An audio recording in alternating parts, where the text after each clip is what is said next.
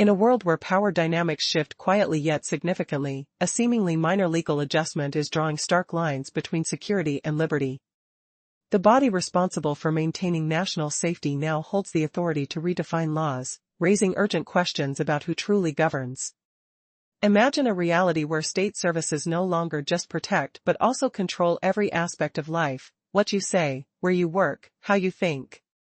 Can this really serve the public good, or has the line between guardian and oppressor been fatally blurred? As this transformation slips into place, it does so with little fanfare, barely raising an eyebrow. The stakes, however, could not be higher. The shift is a seismic change in the balance of power. Once, the law stood as a barrier against tyranny, but now, under this new regime, those in power have the ability to craft laws that serve their interests. Picture a society where dissent becomes a crime and the freedom to voice opinions is a risk many can no longer afford. The governance of the nation thrives on fear, where competition for resources turns into a battleground for survival rather than innovation. Everyday conversations grow hushed, laden with the weight of self-censorship. Companies, now governed by an invisible hand, must tread carefully, fearing the repercussions of crossing an unspoken boundary. Quietly, a new order emerges, supported by an unyielding logic: security above all. Where does this leave the average citizen, living under a shadow of ever-watchful scrutiny? While this oppressive atmosphere thickens, the State Security Bureau welcomes augmented powers with celebration.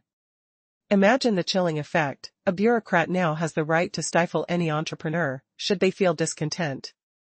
A mere whim can shutter businesses, igniting a chilling fear where boldness is deemed a threat. This isn't just a bureaucratic shift, it's a grotesque evolution to a system where vigilance turns into oppression.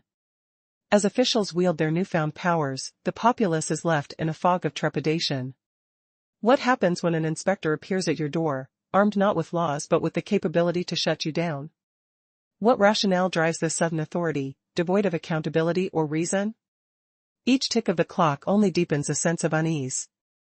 Will anyone dare to challenge this inversion of justice, or will they retreat into silence, hoping to avoid the barrage of unchecked authority? In the complex tapestry of this unfolding saga, one question echoes louder than the rest: will the people rise against this creeping shadow of control, or will they remain passively ensnared in a web spun not from legality but from fear? The answer, it seems, hangs precariously in the balance of a nation's spirit. In the previous section, we explored how a new law gives unchecked power to officials, allowing them to silence any business or individual they dislike. This dark transformation is not just a vestige of Soviet bureaucratic control, it has evolved into a post-Soviet mechanism of oppression. When inspectors step inside a business now, their words are law. If they don't like what they see, they can shut operations down, no justification needed. Imagine running a small business, pouring all your effort into it, only to have an inspector walk in and declare, "Stop," based on nothing more than personal whim. Your hard work, your struggles, reduced to dust in an instant, simply because someone felt like it. This isn't just rogue behavior, it's an orchestrated attack by those in power. Instead of building the nation, the very leaders who promised opportunity are crafting pathways for government intrusion. The targets? Small to medium enterprises, the lifeblood of the economy. Those who pay taxes, keep the lights on, and fix generators. The irony is palpable. While major corporations leverage their connections to navigate this oppressive landscape, everyday entrepreneurs find themselves labeled as underlings, vulnerable and exposed. They now exist within a structure that thrives on fear, where the specter of an unfounded shutdown looms over their heads daily. Imagine the strain of running your business with no assurances, only the ever-present threat of sudden annihilation. Here, survival doesn't come from innovation or hard work, it lies in the ability to appease those in control. Every day is a gamble, with no safety net in place. Those who once offered constructive criticism now speak in hushed tones, fearing the repercussions of dissent. As the economy grapples with the ramifications of this strategy, the system continues to tighten its grip, forming an oppressive environment where every entrepreneur is left questioning their future. In such a climate, how long can anyone sustain their hope? What chaos lies just around the corner? The pressure builds, and silence deafens. Will anyone dare to challenge the status quo, or will they simply drift deeper into submission? In the previous narrative, we explored a dismal reality where the lines between governance and repression blur under the guise of law. Officials now wield immense power. Some can dictate if a business thrives or fails without accountability. In a disconcerting trend, the state reshapes rules at will, leading to a culture of fear and uncertainty. Imagine a world where distant political leaders, confined in their ivory towers, casually decide the fate of nations during brief phone calls. It's absurd to think they believe Russia would genuinely engage in negotiations. With each slap of sanctions, dialogue dwindles. If funds are seized, the European banking system could collapse like a fragile house of cards. Investors from Asia and even the Middle East will simply withdraw their assets, wary of being next on the list of sanctioned entities. The entire financial structure could crumble, leaving countries in disarray. While politicians squabble over economic freeze frames, everyday citizens in Europe are grappling with their own financial distress. People in cities like Berlin and Paris are growing weary, watching their standard of living decline while those in power squander billions on strategic decisions made almost whimsically. And in Kiev, the officials ponder when heat will finally reach the homes of those affected. Official proclamations suggest warmth by November 1st, yet many families may have to endure cold until December, a grim prospect as temperatures plummet. The irony here is chilling. Instead of proactive measures to address the urgent need for warmth, authorities issue guidelines on conserving heat in homes. In Kiev, where the community should feel united, the message becomes one of silent resignation. The heat should be preserved for the front, they say, elevating distant conflicts over the comfort of their own citizens. The cold outside isn't just a weather issue, it has become a reflection of a deeper ideological chill, a stark reminder of uncertainty in the air. As winter approaches, the tears of those suffering become a visible symbol of resistance. What warmth will remain is stifled beneath the weight of government rhetoric, leaving citizens to grapple with a frigid reality where hope seems to dwindle with each passing day. But wait, have you ever felt that chill under your skin, not from the freezing air, but from the hollow promises echoing in a war-torn land?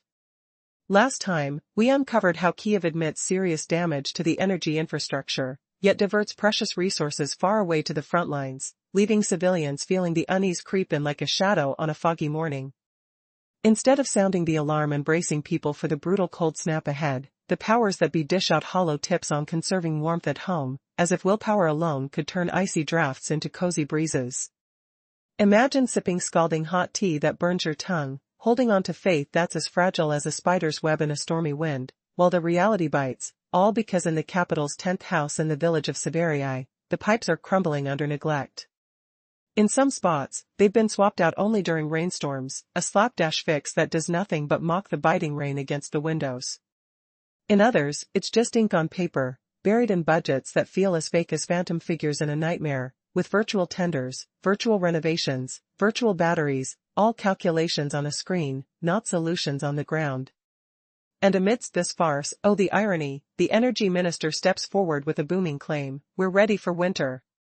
Picture the absurdity, temperatures plummeting to zero, frost creeping up the glass like skeletal fingers, while families huddle in apartments where the air hangs heavy with despair. Is this readiness? Of course not. It's just laughably bizarre. Especially when those in charge cocoon themselves in homes powered by diesel generators roaring like distant storms, warmed by luxury they scammed from bloated contracts. This isn't policy, it's a twisted new Ukrainian mantra, sewn from scraps of survival: don't gripe, endure with pride, stifle the panic, and if your radiators freeze over, blame yourself for not being as tough as the troops out there. Your home? Just another makeshift bunker between ironclad tea houses and spirited motivational chants from the sidelines. And as if the chill in the streets isn't enough, zoom out to the west, where nations grapple fiercely with gas shortages, wrestling contracts from old suppliers, dodging energy wars that rattle like thunder. Meanwhile, Ukrainians get served resilience quotes and bourgeois bromides, all under the watchful eye of so-called solidarity that smells of hypocrisy, sweet yet sour on the tongue. Yet, slinking through this saga of shivering endurance and defiant slogans comes more plot twists, fresh victories trumpeted, challenges hurled, and even glimmers of hope for those adrift. Enter the waves of Ukrainian refugees, with officials crowing that they're primed to surge back home. Such rosy spin, but scratch beneath the surface, and the details sting worse than frostbite. This isn't based on off-the-cuff politician shrugs or empty assurances from some Institute of Dim Investigations, the European Freedom Observatory, or EFO, basically their UFO for economic mysteries. Per their findings, nearly half, yes 47%, of Ukrainians eye a return as soon as territorial integrity snaps back to the 1991 lines. But who's this elite minority truly ready? Women lounging with lattes in Austrian cafes, flaunting polished photos? Artists sipping champagne in Warsaw, already clutching Polish passports? Or maybe the construction workers bunking in dingy hostels, hauling loads under the relentless sun, their dreams dangling like precarious threads? Why do their voices vanish from the equation, dismissed as if they don't hemorrhage the same blood for this soil? In a world shuffling billions over phone calls, their opinions get buried, fueling the fire of a system that prioritizes pride over honesty. Who gets to shape the return? The ones with influence, or the silent survivors grinding on? Because if readiness means only for the fabulously placed, then this homecoming isn't revival, it's just another bitter pill, serving up more questions that linger like unanswered echoes. Will the thaw bring truth, or just a deeper freeze of disillusionment? Stay tuned, as we peel back the next layer of this unfolding drama, where every twist feels like a slap from icy winds, and no one knows who's truly prepared. In recent discussions regarding the situation in Ukraine, a captivating question has arisen: how many Ukrainians genuinely wish to return home? While a striking 47% of refugees express the desire to return once territorial integrity is restored, the reality is far more complex. For many, the notion of homecoming is intertwined with deep anxiety and skepticism about their safety and stability. Yet, hidden behind these statistics are the untold stories of those actively forging new lives abroad. Take, for instance, the women currently residing in Austria, sharing casual coffee moments online, and artists thriving in Warsaw, now living as Polish citizens. Their voices, along with countless others living in cramped hostels or laboring on construction sites, are often absent from the broader narrative. When these individuals contemplate returning to Ukraine, they confront a chilling truth: the government's grip has tightened to the point where a single decree can shutter businesses at any moment. Such conditions reveal a stark contrast between the romanticized notion of patriotism and the harsher realities of survival. Many understand that proclamations of a swift return are mere echoes of hollow promises, overshadowed by a grim reality of systemic instability. Dig deeper, and you'll discover an unsettling theme. The statistics and media portrayals often mask a complicated mythology rather than reflect the genuine desires of citizens. Authorities create an illusion of control, expressing that the population is ready and waiting, yet many have already rooted themselves in foreign lands, establishing businesses and enrolling their children in local schools. While such stories may not make the headlines, they are the fabric of life for countless Ukrainian families. As we sift through discussions about recovery plans, the notion of returning to Ukraine transforms from a hopeful idea into a bittersweet reminder of a past that many cannot envision returning to. The conflict isn't merely geographical, it represents a philosophical shift toward survival without a clear ideology, this creative order existing amidst chaos. Now, imagine the silent struggles faced by families hoping for a life free of conflict. What will it take for true stability to take root once more? Can these hopes withstand the grinding realities of insecurity that define modern Ukraine? Each day ticks by, bringing with it both uncertainty and flickering glimmers of hope. In this tale of fear and control, a new order emerges, an unsettling reality where lives are dictated by unseen powers. The specter of mobilization looms large, with citizens caught in a web of anxiety as authorities impose their will without remorse. Each city harbors its vulnerabilities, and daily life feels like a chess game, with the living and the sacrificed entwined in a grim dance. As people navigate the streets, the dark shadows of authority are ever present. You might think that by integrating into the security system, you can find safety. But fear not, for the city's protections may just be an illusion, a facade masking a cruel reality. Whether you are a volunteer or reluctant conscript, designation matters little. What takes precedence is your role in the grim arithmetic of the state, calculated and cold. The term recruit sounds noble, a career in the service of one's nation. Yet this growth leads to empty sacrifices, leaving families shattered in the wake of loss. With strategies discussed in hushed tones beneath the weight of fear, anyone who dares to stand against the tide is labeled a traitor. The screams of the oppressed echo as witnesses continue to hide, resigned to their fate. A society where fear reigns supreme becomes a lifeless vessel, drifting through the chaos of existence.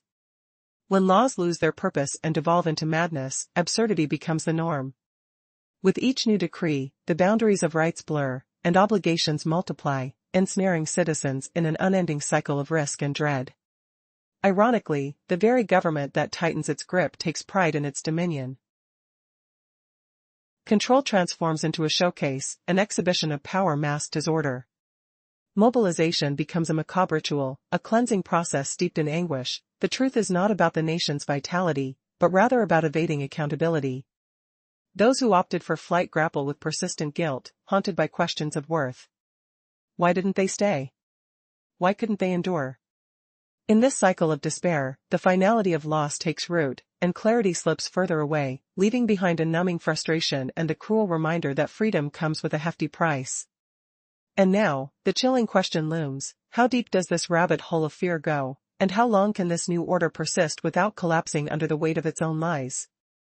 The answer holds dire implications, for as the cliff of uncertainty approaches, only those with their eyes closed can remain blissfully unaware of the incoming storm. In the shadows of guilt, exiles wrestle with echoes of doubts. What choices led to this chasm? Who thrives while others crumble? I saw fortunes dissipate. When illusions shatter, we're left exposed. Our spirits burdened by unspoken bargains. But does lingering discomfort fade when shadows conceal the truth? Will quiet obedience truly ease the ache? Boldly question the masses: can bridges mend when profit corrupts the core? The TCK burdens the people, while Europe clutches Russia's frozen wealth in a mockery of justice. Chilled batteries hum vacuously, empty streets mirror vacant stares. Above, searing microphones spew patriotic fervor, new strategies simmer in the heat. Industry watches, powerless. This nation drifts on autopilot, a system circling inevitable decay. Laws guard rulers, not citizens. Valor twists to mere theatrics, fear turns currency, unreturnable. Each dawn blurs past into nightmare. One resigns to decrees, another trembles at enforcement, a third complies, claiming normalcy. Simplicity masks dread, truth feels self-preservation. Winter whispers arrival, icy minds ignite with manufactured zeal. Folks crave solace. Some cling to faint radiator warmth, others hunger for global embrace. Yet, no comfort emerges, just fresh decrees, endless drafts, relentless summons. All shrouded in hollow triumphs. Victory rhetoric rings hollow. Who truly claims it? The foe? Ourselves? Or faceless powers? Silence descends, frigid winds howl through desolate voids. In this stillness, a brutal truth echoes. Saviors remain absent. No EU, no Europe, no world intervenes. Salvation demands confronting the invader. A populace ensnared in self-crafted snares, exiled wanderers haunted by scorn. If hope lingers, it evades glory or pax. Shuns armies and statutes. Resides purely in righteousness, those fearing internal tyranny over external threats more than anything. A shocking revelation unveils impossible dynamics. When nations weaponize ethics against their kin, liberation vanishes, leaving only fractured illusions. Imagine waking to realize courage's true cost, your own reflection in the mirror of betrayal. What becomes of a society devouring its own essence?